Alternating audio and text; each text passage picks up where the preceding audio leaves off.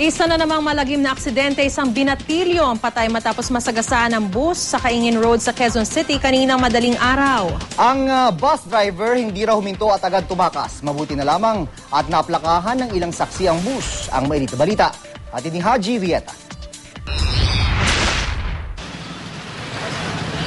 Labis ang hinagpis ng mga magulang at kaanak ng 13 taong gulang si John Mel Solomon. Binawian ng buhay si John matapos masagasaan ng isang bus sa Barangay Apolonio Samson, Kaingin Road sa Quezon City. Alas 2 na madali araw. Kwento ng mga saksi, agad tumakas ang bus matapos mabanggang bata.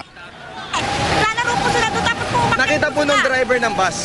Nakita po na nakabangga siya. Kasi mahabol kasi nga may tindahan kasi ako hindi ko maiwanan eh. Sinasabi niyo po ba na tumakas yung bus driver? Hindi, huminto po siya. Ang masama po, huminto siya. Sana binabaan man lang yung bata. Tapos umalis na siya. Hindi naman matagal po dyan yung bus eh. Kasi may tumawag lang sa barangay.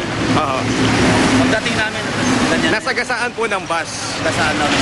May kasama ho. Naplakahan naman ang bus ng TVZ345 at pag-aari mano ng Malanday Bus Line.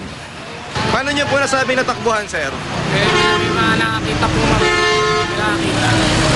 Matatandang nasangkot na rin sa mga road accident ang nasabing bus line. Inaalam naman ng mga otoridad ang pagkakakilanlan ng driver at konduktor nito. Haji Rieta, GMA News.